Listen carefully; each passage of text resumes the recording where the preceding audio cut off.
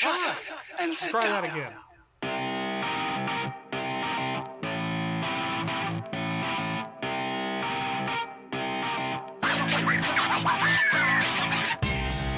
All right, welcome everyone to 323 Weekly.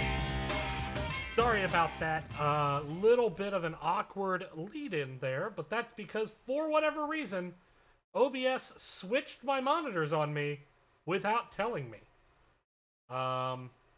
So with that, we're going to go ahead and jump right into the show. This is Season 11, Episode 2. Season 11 of NGS, not Season 11 of this show.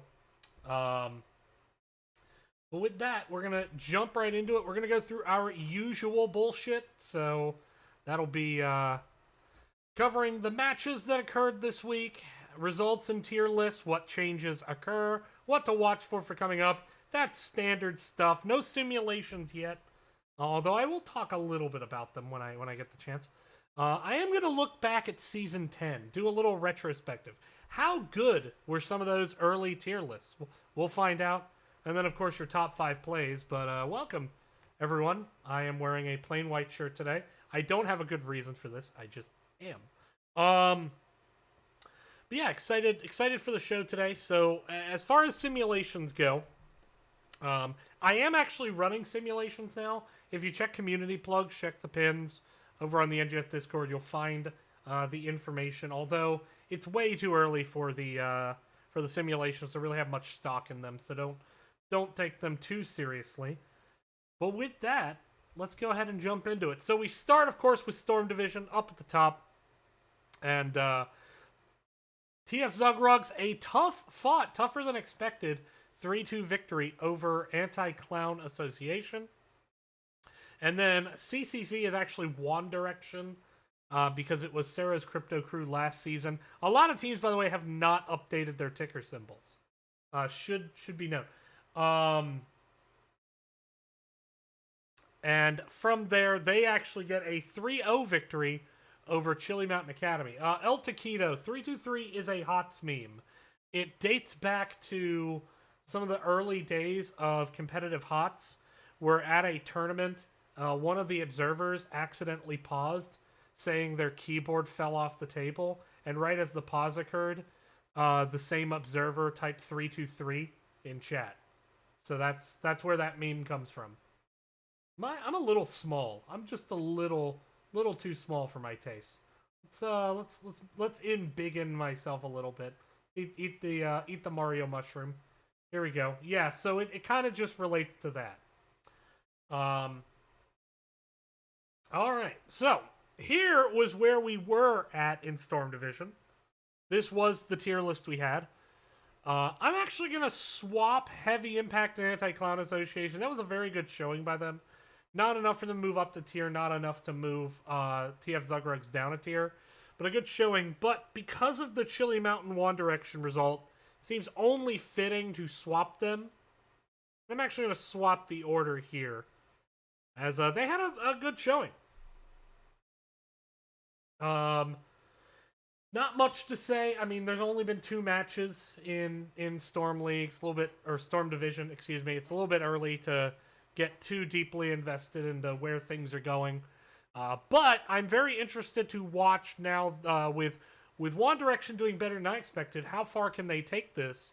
I want to watch that match against Heavy Impact coming up on Friday. As always, Storm Division games on the Nexus Gaming Series official channel. Dropping down to Heroic Division, we had 3 matches reported as of earlier today.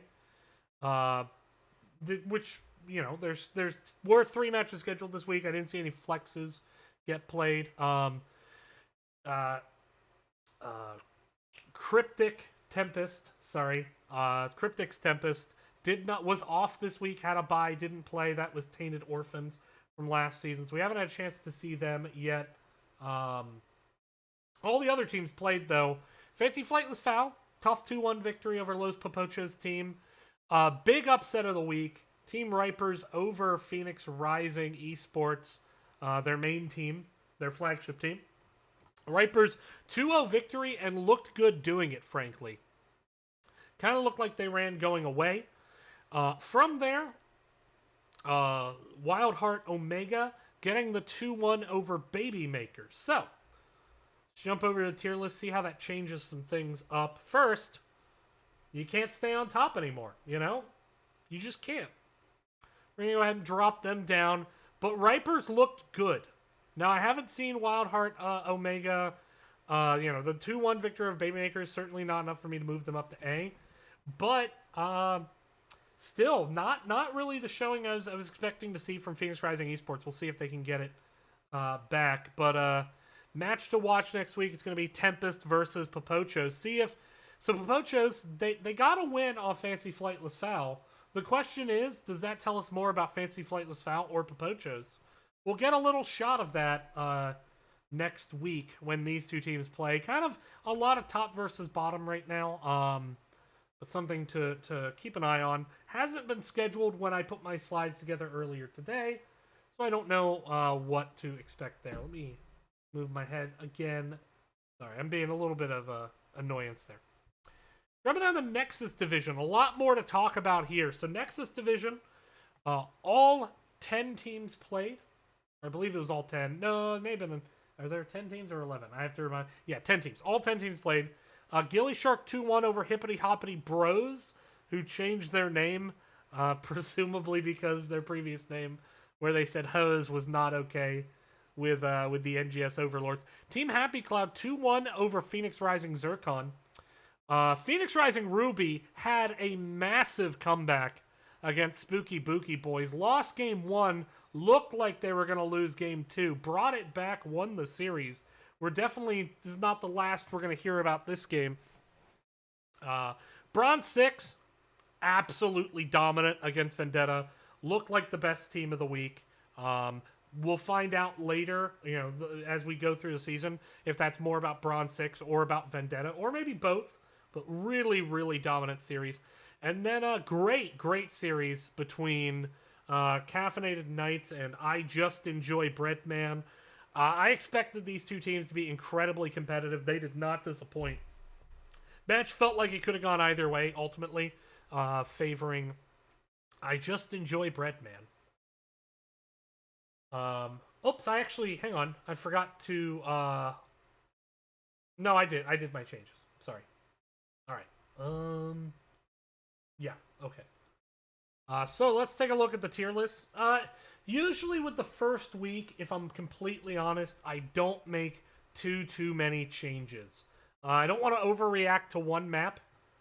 To that end, it's tricky. I don't really see any D teams right now. I thought about moving Vendetta down, but again, that could just mean that Bronze 6 is like that good. And maybe they move up. And by the way, they are moving up to A, because they looked really good. But like, I'm not like jumping them all the way up to S. I'm being a bit passive with it. Didn't want to move Vendetta down, but I do want to move Zircon up. They hung around in their match against Team Happy Cloud, who I'm still going to keep on the A line. This match was so close, I didn't see a reason to move Bread up or Caffeinated Knights down. And same with Ruby versus Spooky Bookie Boys. I mean, this was actually very, very close to being Phoenix Rising Ruby losing 0-2 to Spooky Bookie Boys. And so it's not enough for me to move either up or down the way the series ultimately turned out. But I do want to see how they do against Bread. Phoenix Rising Ruby definitely got their shit together in Game 3. And if they can play that way, it'll be very interesting to see how they do against one of these teams I view as kind of a top half team.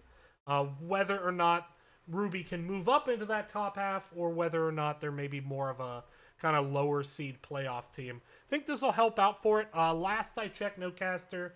That one Thursday, February 25th. So again, just a lot of hesitant to move too many teams around. Like, I know Hippity Hoppity Bros hung around with Gilly Shark, but it's not enough for me to move them up any higher at this point.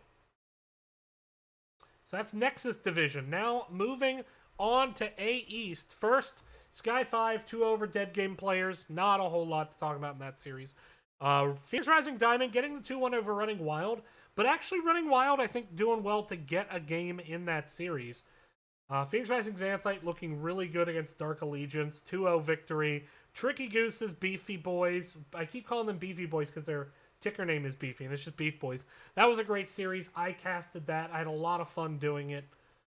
Tricky Goose's and Beefy Boys both having their moments there. But, yeah. So with that, what do I do with this tier list? Well, obviously I can't move Xanthite up because I know that they all hate me. So I'm just not going to be able to do that. I can't. Look, if I try to move it up, it's just dink dink. See, I can't. No, I'm joking. I am moving them up to A. In fairness, I actually did look at the end stats of that game, and I try to look at the stats of every game. I absolutely cannot watch every game. It's just not feasible from a timeline perspective. And keep in mind, while stats wise it wasn't like a runaway, it was still good enough that I think it says more about Xanthite than Dark Allegiance. So I am going to keep Dark Allegiance here on the B line for the time being. You know, nothing changed my mind about dead game players or running wild. I know they managed to get a map, but I don't know. The rest of the match didn't look great. Beef Boys hung around with Tricky Gooses, but I think right now I'm okay with this alignment. Keep in mind, we have not seen Baby on Board play. We have not seen Regen Phoenix play. Those two play their Week 1 match on Tuesday, which I am casting. We have not seen Boogan Forever play, or who else have we not seen play? Oh no, there's 11 teams, so yeah, there was a bye there. Okay, right. Boogan had a bye. That's why. So, not a lot of movement. Xanthite, the only move so far, but they are moving up to A. You know, we'll see how they do against Tricky Gooses. I think this is a great match. I would absolutely cast it if I weren't playing at the same time, so I really hope someone picks this match up. Definitely, I think one worth watching. Keep in mind that A East was super competitive last season. I actually don't think A East will be as competitive this season. I think Nexus series will be closer to as competitive as A East was. Okay. From there, A West, only 2 matches played as of press time. There is another match forthcoming between Match Ready and I think it's Manaval, but that's played tonight. Obviously, I can't tell how that's going to end. But Minion Miners 2-1 over Nature's Cure. And better than bots, O2 lost to Boosted Bonobos. They punched back at times in that series, but Boosted Bonobos ultimately able to get control and close the door on any opportunities. And so, with that, I'm going to keep Boosted Bonobos up here. While better than bots did punch back, I am not willing to move them up because they didn't get a map. Nature's Cure, though, hung around with Minion Miners. And so I am going to go ahead and drop them up at the B tier. Again, knowing nothing about well, I know about Match Ready, and they were Garrulous Gaberlunzies, but not knowing anything about Manaval or seeing how Lurk Patrol looks as they didn't play yet. But we'll get a chance to see Lurk Patrol next week against Nature's Cure. This will be kind of a good match to see Lurk Patrol's power level, I think. Especially now that we have something of a baseline with Nature's Cure getting a map off of Minion Miners. Jumping over to B Northeast. So, Yellow Owls 2-0 over Duratan's Couch. Still doesn't tell me a lot about the team. Yellow Owls, kind of one of those enigmas where there's just not a lot of good data on the team to suggest what their power level is. We'll talk a little bit about that when we get to the tier list. Unfortunately, we had a forfeit in B Northeast, also in B Southeast, which we'll get to. Kira's hit list forfeiting this season. So Nexus Cats picks up a 2-0 win, as does everyone else in the division.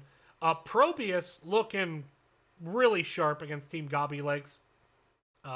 Volskaya game did run a bit long, but they still looked really good in that series. And the upset of the week in B Division, Regen Ghost 2-1 over Die for Cat Girls. And, well, you're going to see, I was pretty high on Die for Cat Girls. By the way, Kira's hit list does move down to the withdraw E tier. And so, I was wrong. So the only thing to do is just swap places. But I'm going to keep amateur opponents off to the left. I'm also going to move up Probius. They looked really good. I'm liking the makings of that team. Be interesting to see. Haven't had a chance to see 2 calculated to throw yet. They're playing Hold My Cho later tonight. As for Yellow Owls, not really willing to... I'm not moving up Nexus Cats because they want to forfeit. Like, showing up is not worth a B tier. I mean, it's worth more than E tier at this point, as we can see. But not more than that. Yellow Owls, yeah, they got the 2 over Durton's couch. Again, I love Durton's couch. I love those guys, but I don't think they should have been placed in B. That's my opinion. So I kind of expected that. We'll see if Durton's couch proves me wrong as the season goes on. If in fact Yellow Owls is a great team, they'll certainly have a chance to move up if they get some more quality wins. Definitely want to check out Amateur Opponents versus Uncomfortably Numb. This was actually a Week 1 matchup that has not yet been played. We haven't seen Amateur Opponents or Uncomfortably Numb yet this season. That is Wednesday. It's being casted by Odd Thought. Amateur Opponents does have a Tuesday match as well, but I definitely want to see this Wednesday match.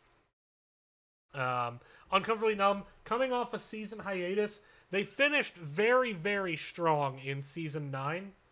And if THC Spectre is actually playing for them this season, because I know he's had internet issues in the past, I think that is a very, very dangerous team.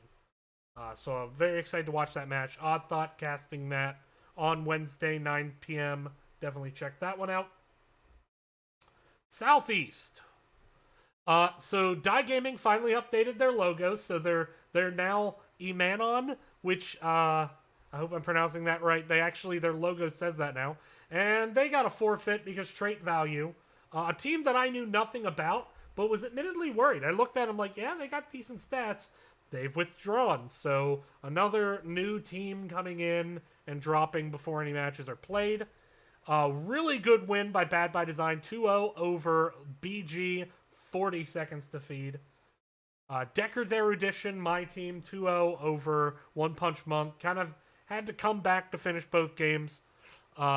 Phoenix Rising Topaz took quick care of Beyond Gaming, 2-0 victory there.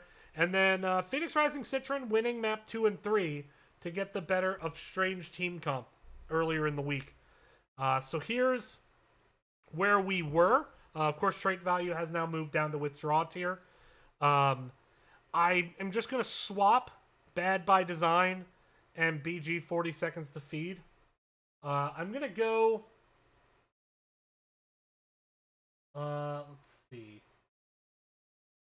I'm going to go STC up to C tier. I had them at D tier, and they looked a lot better than a D tier team in that first week. Haven't seen Currently Chasing Samuro play yet.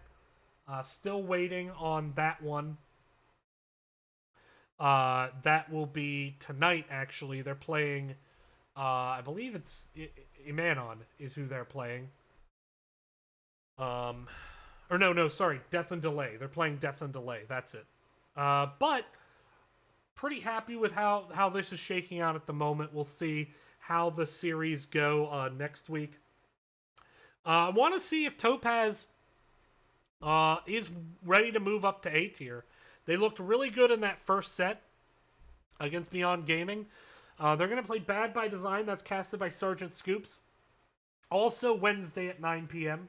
So check that one out. Definitely going to... Whoever wins this, I think, immediately can move up to A tier. Start being considered a contender in this division. Overall, I'd say... if I had to look at it right now, I think B Northeast is probably the stronger division overall.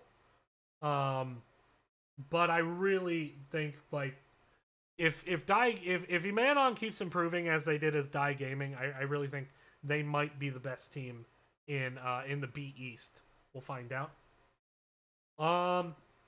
B West results. New team comes in. Cat Dads get the 2-0 quickly over Soak Every Lane. LaCroix boys no-showed their match against Randy Newman. Cosmos Redshift dispensed of their sister team, Cosmos Blue Shift, fairly quickly. And Spooky Ghost 2-0 over Grubby Fanboys. So let's take a look at this.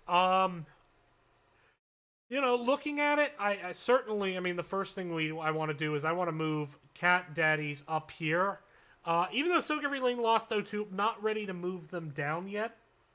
No showing always concerns me this early in the season. We'll see if they come back. I think if they actually play, they could be better, but anytime you see a no-show, I immediately start to worry about pending roster changes or things like that, and that can always make a team struggle. And frankly, Grubby's Fanboys didn't look great to me. So, granted, we haven't had a chance to see Randy Newman yet. I think Resurgence of the Storm, we're still waiting to see them as well. But this sets up the two A tiers playing each other this week on Thursday. Cosmos Redshift versus Phoenix Rising Emerald. Definitely going to check that one out. That's 10 p.m. on Thursday. Looking forward to that matchup. Dropping down to C East. Zul'jin Distillery 2-1 over U.S. Army Esports. Frankfurters 2-1 over Team TBD. Another very dramatic ending that we're sure to talk about later on this evening. House of Shez 2-0 over Almost Legends Gold. Looking pretty good on track to that. Phoenix Rising Onyx. Good 2-1 victory over Animaniacs. Kael'thas Can't Spell 2-1 over Protectors of Ire. Protectors of Ire looked in pretty good shape in that series. Had just a really bad bottleneck choke point on Towers of Doom. Got 6 cap off the backside, lost that, and ended up not being able to hold out to basically some just shove bottom lane cheese from Kael'thas Can't Spell on Infernal Shrines. It's a great series. I enjoyed casting it. Heavy Slaps 2-1 over Bunker Funtime. I did not see that coming, so couple of things I'd call upsets here. So let's get to it. First, taking a minute here. Frankfurters, they got the win. They looked pretty, it was really close, I want to say. But they didn't really look like a D team, so I'm going to go ahead and move them up.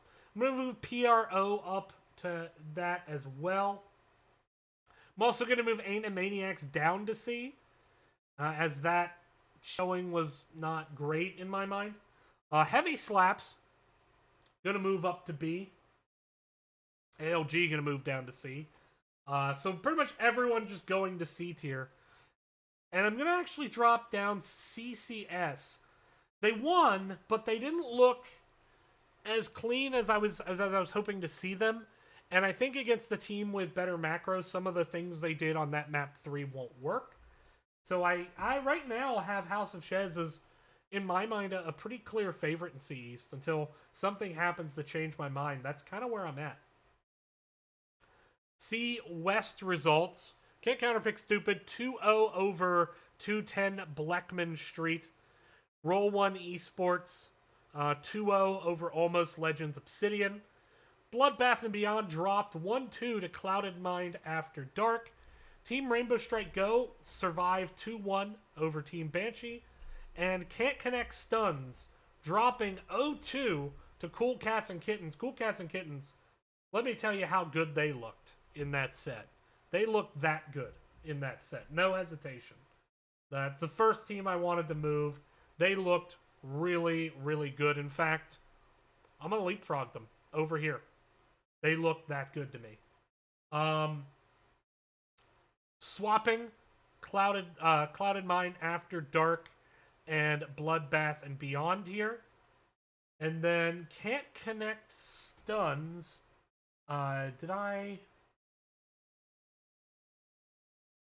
I didn't drop them, and not because I just thought that was more about how Cool Cats and Kittens looked, rather than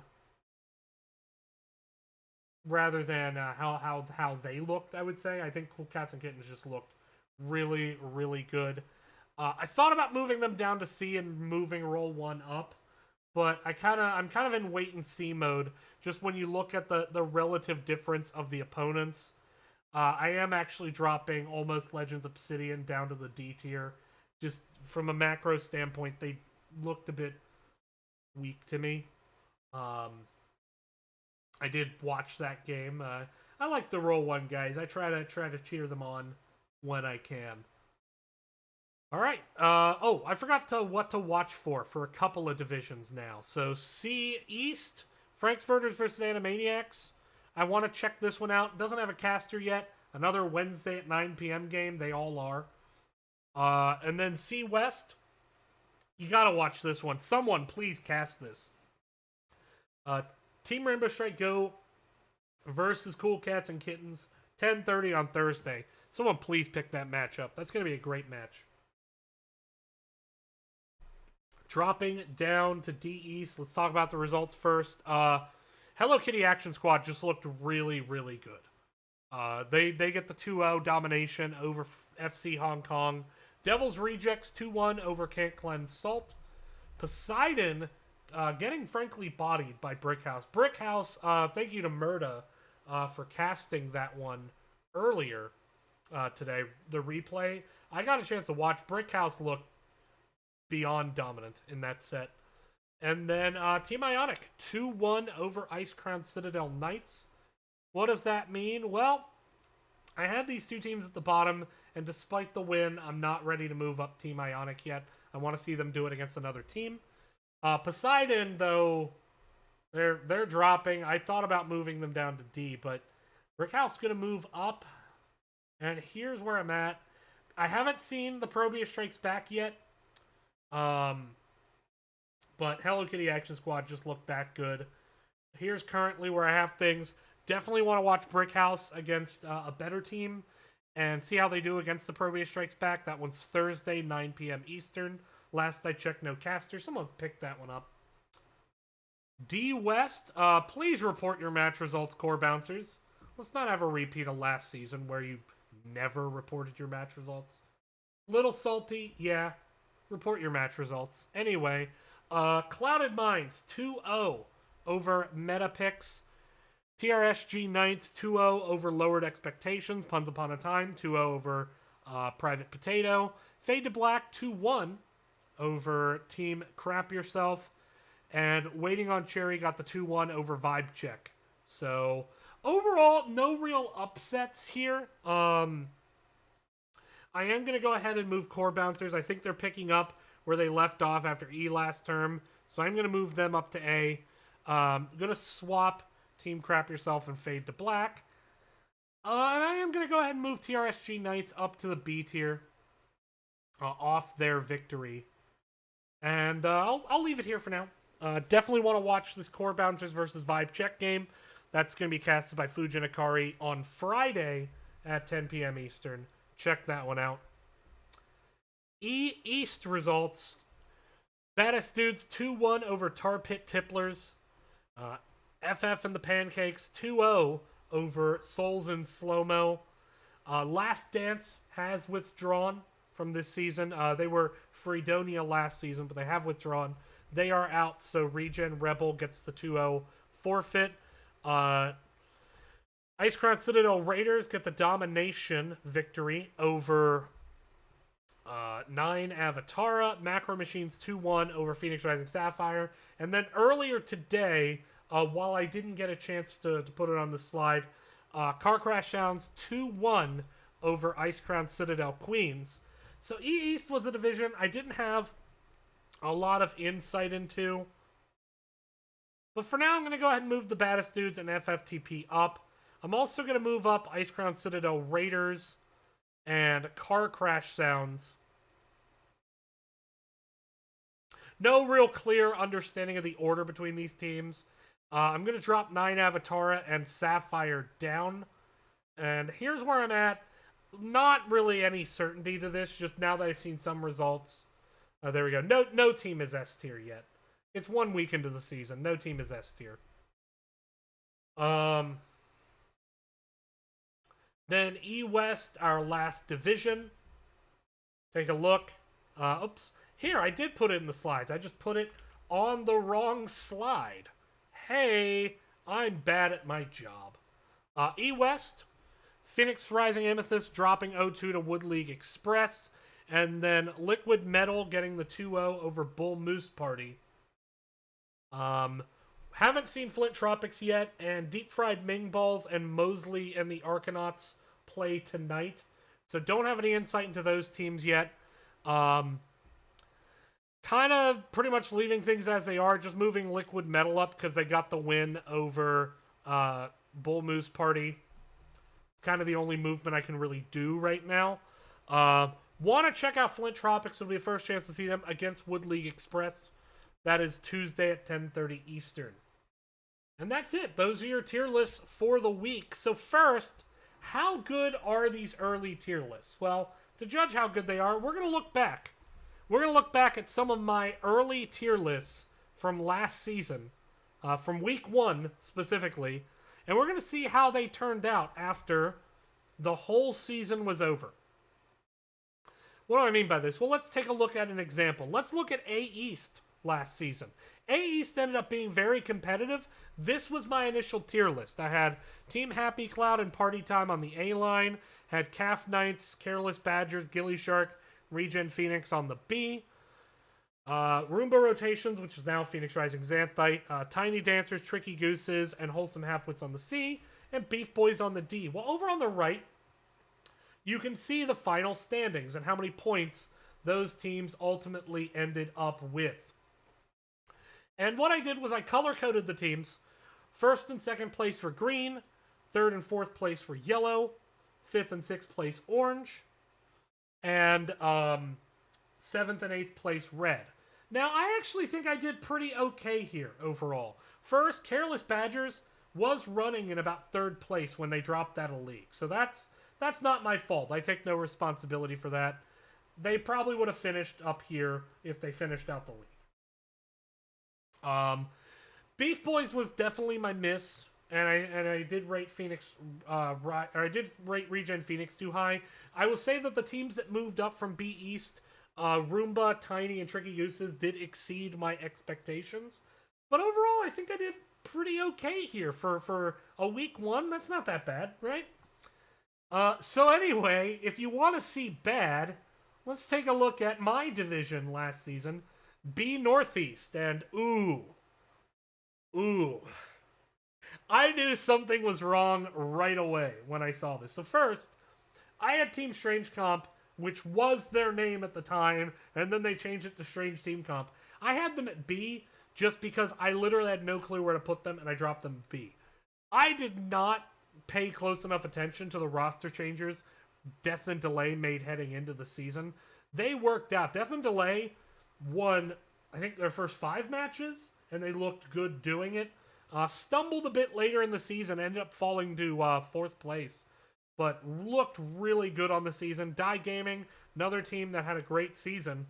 A team that I did not really expect anything of coming in, Boogans Forever, finished 2nd place, won the playoff bracket. On the other hand, Animaniacs and Scalding Sweat Cult, 2 teams I was frankly pretty big on heading into the season. Animaniacs barely made playoffs. Scalding Sweat Cult really struggled, I felt like, after a really dominant Division C playthrough in Season 9. They really struggled. And then Regen Ghost failing to make playoffs. They, again, a team that's improved a lot in, coming into this season. So here I just missed a lot. So I didn't do great here. Also did pretty terrible, frankly, in C West. C West, I was really big on Can't Create Acronyms, and that did not work out. They ended up barely slipping into playoffs. Essence Gaming, a team that had a decent Season 9. Just awful Season 10 for them. Team Maroon didn't win a single map. Again, an unknown coming into the season, but they struggled a lot. Artemis, I thought a team that could make the transition, maybe make playoffs coming up from D. Definitely struggled, missed out on playoffs. Team Rainbow Strike Go, though, another team moving up from D, ended up having a pretty good season. Finishing 4th, same as Bloodbath and Beyond, finishing 5th. So, missed a few things. Biggest miss, obviously, Guerrillas Gaberlunzies. So just to explain why they were down bottom, it was another team I knew nothing about, but I was basing it on the stats I had. Some of the same reasons I ranked a team like Fade to Black low, for example. Or Phoenix Rising Zircon. Team I don't know much about, but based on what stats I could see, didn't seem to fit in the division. Guerrillas Gaberlunzies won the division going away. I mean, it was not close. They dropped a map, I think, during the regular season. Really, really good showing by them. But I actually think I did kind of okay with the E division. So I was big on Core Bouncers and Illa Dancing Queens. Fredonia had an okay Season 9. I thought they'd do better. They ended up barely making playoffs. Iceground Citadel Knights, another one of those. The stats suggested they would do better than they ended up doing, but all told, not bad. I hit the 2 teams. You don't see them on this table, but Phoenix Rising Amethyst finished 11th. So I hit them towards the bottom. So, I guess the big takeaway here is that early season rankings don't really matter a whole lot. What matters is your play. This is just for fun. That said, we are going to start getting into simulations next week, and we'll talk about them when we do. But now it's time for top 5 plays of week 1. And there weren't many to choose from. Guys, I mean this. Someone clip what I'm about to say. Upload your plays of the game. There were like 14 that I could pick from. Because like several of the plays of the game are from the Storm Division qualifiers. Upload your plays of the game. Come on. And with that, we're going to go ahead and jump right into it. So, your top 5 plays of the game, as judged by me, the guy who just does this show. I don't have a committee. I'm just picking what I thought looked cool or fun or dramatic. And anyway, we're going to start with number 5, shorthanded goal. If it will load. Hey, all right.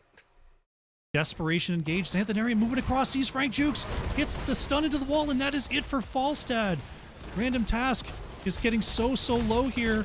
There's the Hellgate onto 2. Tringo down as well. Deckard's Area Edition with a huge short-handed play. Find the triple kill, and they're 4v5 team fight win that actually secured map 1. Yes, that was my highlight, but that's because a lot of the highlights I saw were like, yeah, they got a lot of kills, but that's because the entire team stood in slowing sands or things like that. I think there, we just need to play. I tend to try not to put my team in top 5, but I felt it was warranted this week. Thought Xanth had a good engage there.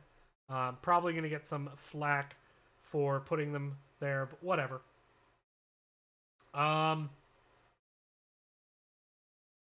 Now, time for number 4, double debated.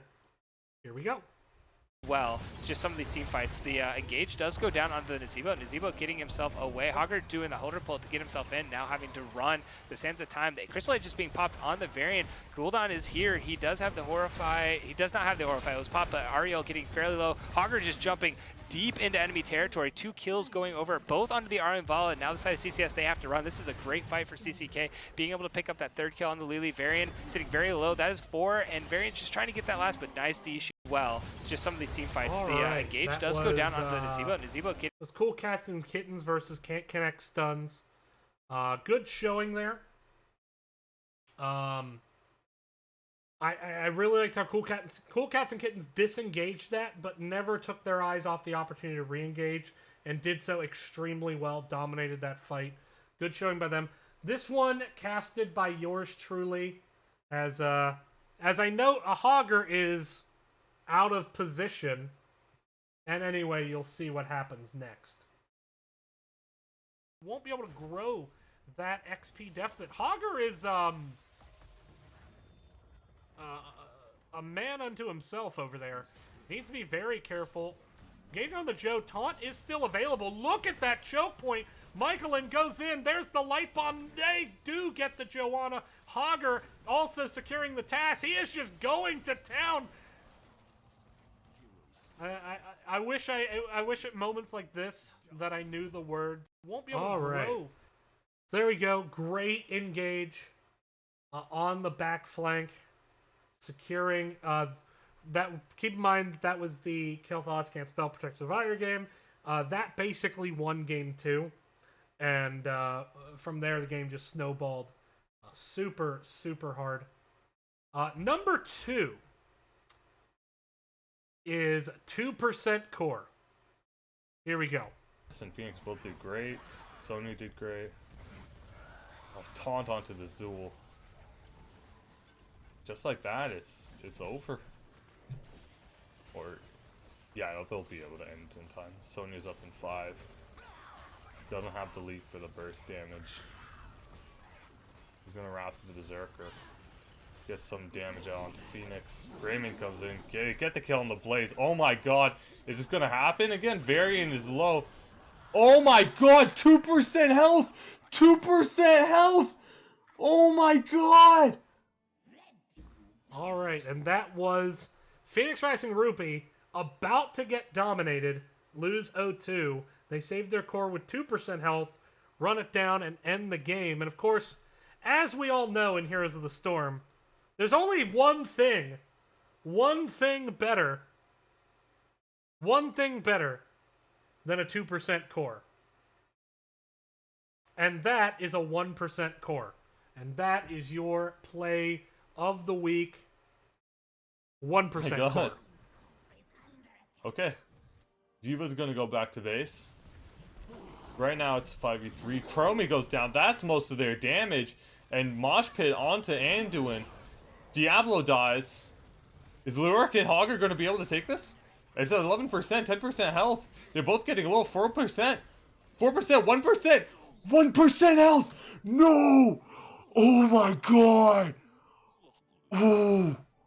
No! That one was not a replay. That was a 1% core. So I'm just gonna completely state I have no clue what that Calm Gaming clip was supposed to be.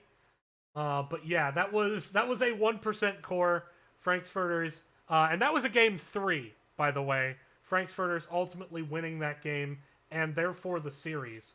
That's why I didn't move either TBD. I did move up Frankfurters, admittedly, but you know, they're borderline. They almost didn't move up. In either case, there we go. Oh, okay, fair. I missed it. I didn't even get that. Anyway, so that is your top 5 plays, and that is 323 Weekly for the week. Short episode this week. They'll get longer, especially once we start getting into playoff scenarios and the like. Talking about what we're going to do next week. We got tier lists, as always. We're going to get the first batch of simulations, but you can... I update these daily. It's just bit.ly/NGS S simulation. Top 5 plays for next week as well. There is the Discord. If you don't know, you can just type Discord in chat, and there you go. There's the Discord channel as well. You are all seeing behind the scenes look there. I just realized the OBS up was up. But, yeah, that'll be next week. And thank you all very much for watching. And we'll see you next time. Take care. Bye now.